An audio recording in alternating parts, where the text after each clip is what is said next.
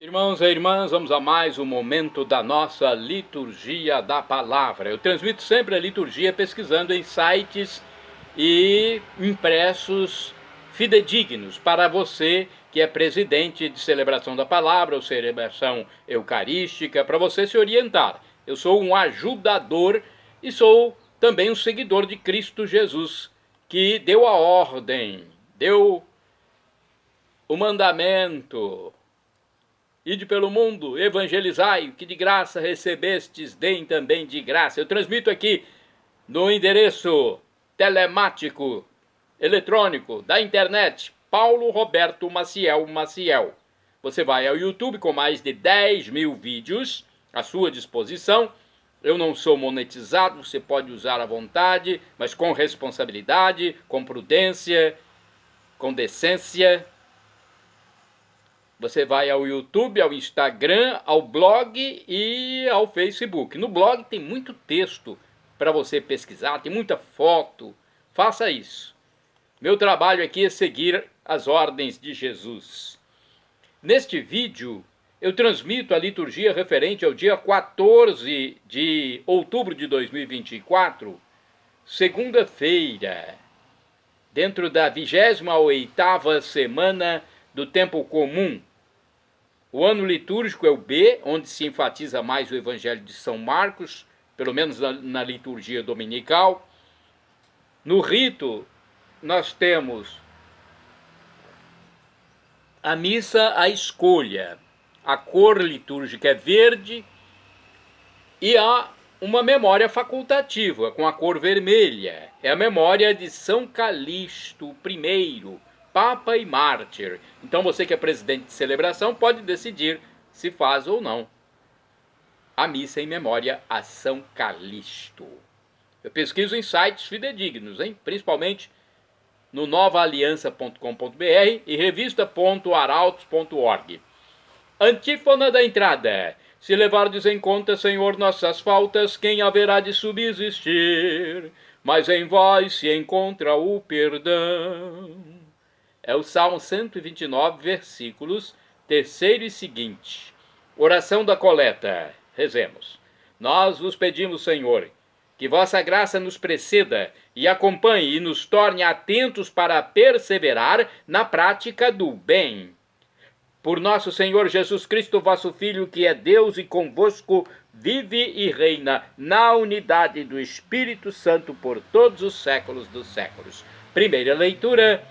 Leitura da Epístola de São Paulo aos Gálatas, capítulo 4, versículo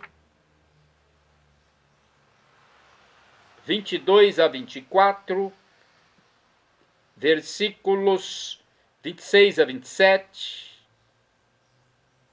31, até o capítulo 5, versículo 1. Vamos então. Irmãos, está escrito que Abraão teve 2 filhos, um da escrava e outro da livre.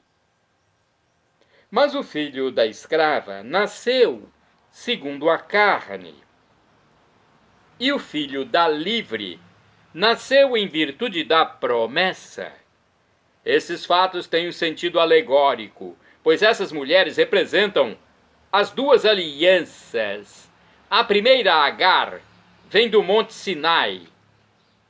Ela gera filhos para a escravidão, porém a Jerusalém celeste é livre e é a nossa mãe.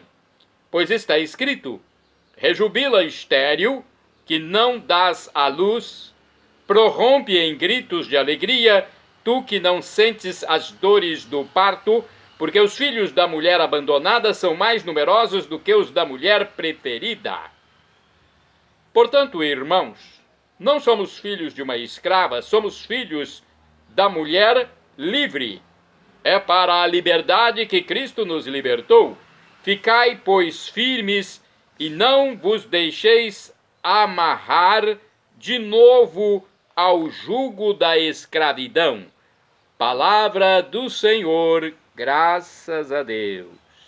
Vamos ao Salmo responsorial, é o Salmo 112 na Bíblia Vulgata e 113 na de Jerusalém. Versículos 1º ao 2º, 3º ao 4º, 5º A e 6º ao 7º, refrão, versículo 2º. Bendito seja o nome do Senhor, agora e para sempre. Repitamos, bendito seja o nome do Senhor, agora e para sempre. Louvai, louvai, ó servos do Senhor. Louvai, louvai o nome do Senhor. Bendito seja o nome do Senhor agora e por toda a eternidade. Bendito seja o nome do Senhor, agora e para sempre. Do nascer do sol até o seu ocaso, louvado seja o nome do Senhor. O Senhor está acima das nações, sua glória vai além dos altos céus. Bendito seja o nome do Senhor, agora e para sempre. Quem pode comparar-se ao nosso Deus, que se inclina para olhar o céu e a terra? Levanta da poeira um indigente e do lixo ele retira o pobrezinho. Bendito seja o nome do Senhor, agora e para sempre. Repitamos, bendito seja o nome do Senhor, agora e para sempre. Agora vamos aclamar o Santo Evangelho e depois proclamá-lo. Primeiro vem a aclamação. Vamos aclamar com o Salmo 94, versículo 8º, e depois vamos proclamá-lo com Lucas 11, versículos do 29 ao 32. Aleluia, aleluia, aleluia, aleluia, aleluia, aleluia, aleluia, aleluia.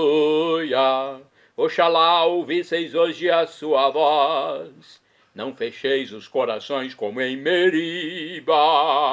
Aleluia, aleluia, aleluia, aleluia, aleluia, aleluia, aleluia, aleluia. O Senhor esteja convosco, Ele está no meio de nós. Proclamação do Evangelho de Jesus Cristo segundo São Lucas. Glória a vós, Senhor. Pelo sinal da Santa Cruz, livra-nos Deus, nosso Senhor, dos nossos inimigos. Naquele tempo, quando as multidões se reuniram em grande quantidade, Jesus começou a dizer: esta geração é uma geração má. Ela busca um sinal, mas nenhum sinal lhe será dado, a não ser o sinal de Jonas. Com efeito, assim como Jonas foi um sinal para os ninivitas, assim também será o Filho do Homem para esta geração. No dia do julgamento, a rainha do sul se levantará juntamente com os homens desta geração e os condenará, porque ela veio de uma terra distante para ouvir a sabedoria de Salomão. E aqui está quem é maior do que Salomão. No dia do julgamento, os ninivitas se levantarão juntamente com esta geração e a condenarão, porque eles se converteram quando ouviram a pregação de Jonas. E aqui está quem é maior do que Jonas. Palavra da salvação, glória a vós, Senhor. Pelo sinal da Santa Cruz, livra-nos Deus, nosso Senhor, dos nossos inimigos. Vejamos o que diz o livro Igreja em Oração, nossa missa do dia a dia. Jesus, para demonstrar a incredulidade de sua geração, apresenta-se superior a duas personagens bíblicas, Jonas e Salomão. A história de Jonas é considerada uma parábola crítica àqueles que desejavam um monopólio de Deus. Jonas, depois de negar-se, aceita a ordem de Deus, vai a Nínive e prega o arrependimento. Os ninivitas se arrependeram e fizeram penitência, acolhendo a pregação. Jesus é o próprio sinal para seus contemporâneos, como fora Jonas para os ninivitas. Seus adversários, no entanto, se obstinaram em não crer no sinal de Jesus. Querem sinais de poder extraordinário, conforme Lucas 11, versículo 16, em vez de converterem-se pela pregação de Jesus, maior que Jonas. Jesus é também maior que Salomão, o rei sábio. A rainha do sul viajou distâncias para ouvir Salomão. Já os contemporâneos de Jesus não quiseram ouvi-lo. Jesus, a própria sabedoria divina, agindo e pregando em viva voz, entre e bem próximo aos seus, foi rejeitado. Diante dessa passagem do Evangelho muito atual, cultivemos no coração atitudes de arrependimento e conversão à sabedoria do Evangelho. Jesus é o sinal. Não precisamos ir longe para ouvi-lo ou vê-lo. Ele está entre nós e ao nosso lado, presente em nossos irmãos. Vamos a outra reflexão que está no livro Dia a Dia com o Evangelho. Lucas 11, versículos de 29 a 32. Jesus sente que suas palavras e obras não encontram acolhimento no coração de seus conterrâneos, sobretudo os dirigentes do povo. De vez em quando ele é desafiado a exibir algum prodígio espetacular, capaz de convencê-los de que ele é verdadeiramente o Filho de Deus. No entanto, basta-lhes o eloquente sinal de Jonas. Jesus classifica esta geração como malvada, isto é, aferrada a uma instituição que não abre mão de privilégios, que não aceita a proposta de uma sociedade assentada na prática da justiça e fraternidade. É uma geração tão avessa à presença e mensagem de Jesus que no dia do julgamento será condenada, não por Jesus, mas pelos que se converteram com a pregação de Salomão e de Jonas. Aqui está alguém, Jesus, que é maior do que Salomão e Jonas. Agora a reflexão do livro Palavra e Vida.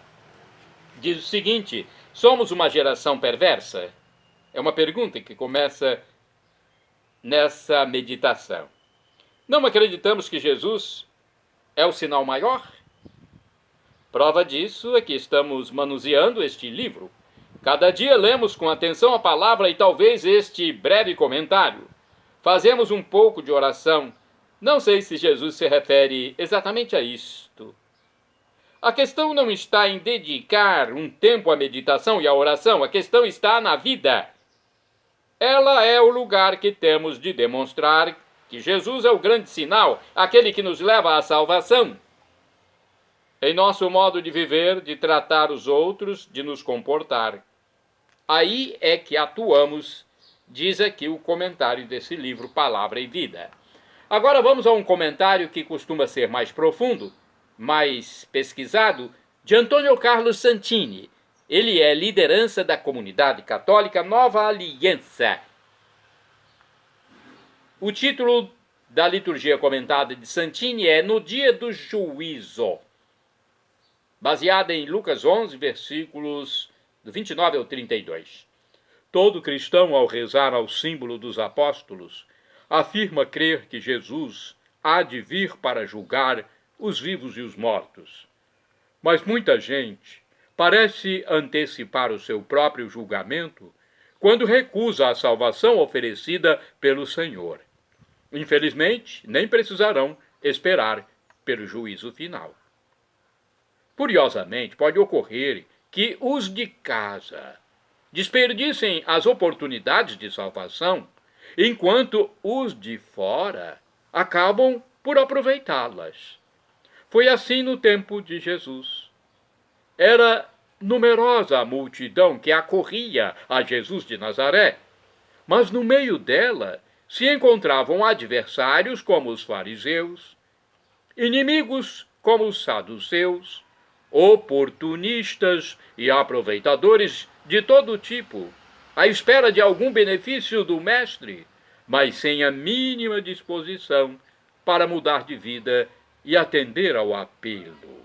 Convertei-vos, o reino de Deus está próximo. Mateus 4, versículo 17.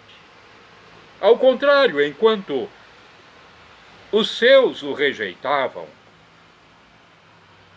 inclusive familiares, houve estrangeiros que acolheram sua palavra, como a samaritana do povo de Jacó, o centurião do Calvário. Em várias passagens do Evangelho, Jesus manifesta nítida surpresa ao ver a fé de estrangeiros, como a grega, em Marcos, capítulo 7, versículo 26, e o soldado romano, de Mateus, capítulo 8, versículo 10. No Evangelho que ora meditamos, para desgosto de seus compatriotas, Jesus cita de modo explícito 2 exemplos de estrangeiros, gente que não pertencia ao orgulhoso povo escolhido da primeira aliança, mas demonstrou abertura às novidades de Deus. Foi o caso dos habitantes de Nínive, acolhendo a pregação de Jonas, conforme o livro de Jonas, capítulo 3, versículos 5 e seguintes, e o da rainha de Sabá, conforme o primeiro livro dos reis, capítulo 10, que viu pessoalmente a sabedoria de Salomão e proclamou este louvor: bendito seja o Senhor teu Deus, a quem agradaste e que te colocou no trono de Israel. Essas palavras de Jesus se encaixam no contexto em que seus adversários cobravam dele um sinal, isto é, um milagre, um fenômeno que comprovasse sua origem divina. E ele recusa qualquer sinal àquela geração que ele definiu como perversa. Qual foi a perversão deles? A recusa frontal do Salvador que o Pai lhes havia enviado. E assim se cumpriria a reviravolta registrada pelo apóstolo São Paulo. Os pagãos tiveram acesso à salvação para excitar os ciúmes de Israel, conforme está escrito na Epístola de São Paulo aos Romanos, capítulo 11, versículo também 11. E nós ainda precisamos de sinais? Repetiremos a recusa de Israel? Irmãos e irmãs, orai sem cessar. Eu anseio pela tua salvação. Salmo 119, versículo 81. Vamos agora aos santos do dia 14 de outubro. São Calixto I é santo do dia 14 de outubro. Ele foi papa e mártir do século III. Seu nome ficou ligado às catacumbas de Roma e ao culto dos mártires. De acordo com o site da comunidade católica Canção Nova, Romano de Trastevere, ou Trastevere, eu já vi as duas pronúncias, Trastevere ou Trastevere. Então, de acordo com Romano de Trastevere, filho de escravos, São Calixto não teve vida fácil. Romano de Trastevere era filho de escravos, gente. Não teve vida fácil e foi papa. Ele está sepultado na igreja de Santa Maria de Trastevere e não nas catacumbas que levam o seu nome. O cristão Carpóforo, da família do imperador Cômodo, havia-lhe confiado a administração dos bens da comunidade cristã. Ele não foi hábil administrador. E, descoberto um grande desfalque, Calixto fugiu. Capturado em Hóstia, a ponto de zarpar, foi condenado a girar a roda de um moinho. Carpóforo mostrou-se generoso, condenando-o a pagar o débito, mas a justiça seguiu seu curso. Foi condenado à flagelação, depois deportado para as minas da Sardenha. Libertado, o Papa Vítor ocupou-se pessoalmente dele, sinal de que Calixto desfrutava de certa fama, furto à parte. Para desviá-lo da tentação, fixou-lhe um ordenado. O sucessor Zeferino foi igualmente generoso. Ordenou-o diácono e confiou-lhe a guarda do cemitério cristão na Via Ápia Antiga, as célebres catacumbas conhecidas em todo o mundo com seu nome. O Papa Zeferino, no entanto, os chamou de volta a Roma, confiando-lhes os cuidados dos cemitérios da igreja. Assim começou a escavação do grande cemitério ao longo da Via Ápia, que leva seu nome. Com a morte de Zeferino, Calixto foi eleito Papa. Mas seu pontificado atraiu as inimizades de uma ala da comunidade cristã de Roma, que o acusou falsamente de heresia. Ele teve muitos opositores entre os cristãos dissidentes de Roma, e justamente de um escrito do líder desses cristãos separados, um antipapa. Por essa razão, temos quase todas as notícias sobre ele, apresentadas, porém, de forma tendenciosa. Lemos que, antes de se tornar papa, ele era escravo e fraudador. Tendo fugido para Portugal, foi preso e levado de volta a Roma, onde foi condenado a trabalhos forçados nas minas da Sardenha. Retornando a Roma por ocasião de uma anistia, ele foi enviado para Anzio ou Anzio. São Calixto coroou a vida com o martírio como bom pastor que dá a vida pelas suas ovelhas. Segundo a tradição mais segura, morreu numa revolta popular contra os cristãos e foi lançado a um poço. Mais tarde deram-lhe a sepultura honorífica no cemitério de Calepódio, na Via Aurélia, junto do lugar do seu martírio. Assim se explica não ter sido enterrado na grande necrópole que ele próprio ampliara e onde foram enterrados São Zeferino e os papas seguintes, na parte chamada precisamente Cripta dos Papas. Uma das metas obrigatórias para os peregrinos e turistas que se dirigem a Roma são as catacumbas. Particularmente célebres e frequentadas são as de São Calixto, definidas pelo Papa João XXIII, as mais respeitáveis e as mais célebres de Roma. Numa área de mais de 120 mil metros quadrados, com 4 andares sobrepostos, foi calculado que lá existem não menos de 20 quilômetros de corredores. Essa obra colossal fixa para sempre a memória de São Calixto, que cuidou de sua realização, primeiro como diácono do Papa Zeferino e depois como próprio Papa. Mas, além das dimensões, este lugar precioso pelo grande número e pela importância dos mártires que ali foram sepultados e particularmente célebres são a cripta de Santa Cecília e a contígua a dos papas, na qual foram sepultados o Papa Ponciano Antero, Fabiano, entre outros.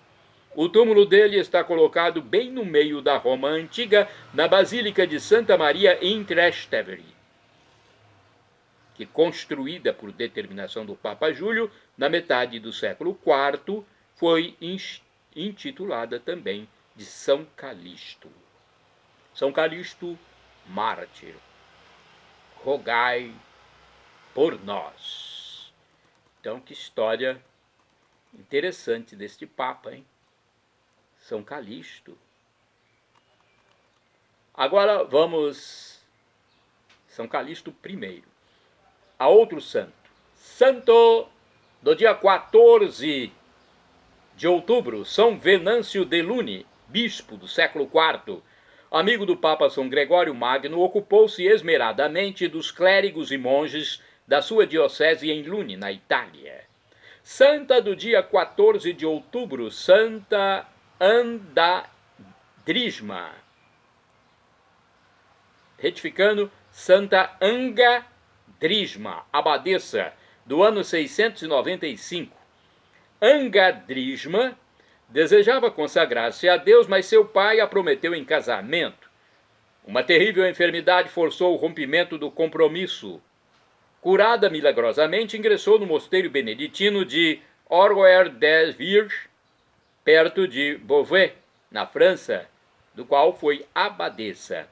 Santo do dia 14 de outubro, São Domingos Loricato, presbítero, que é o sinônimo de padre sacerdote. Faleceu em 1060. Foi sacerdote da ordem dos Camaldulenses, que após ter sido ordenado simoniacamente, fez-se eremita e levou uma vida de austeridade e rigorosa observância em San Severino, na Itália. Santo do dia 14 de outubro, Beato Diogo Kawayama Aito, mártir, faleceu em 1619, nobre samurai e governador da cidade. Morreu decapitado em Kokura, no Japão, enquanto rezava com um crucifixo nas mãos.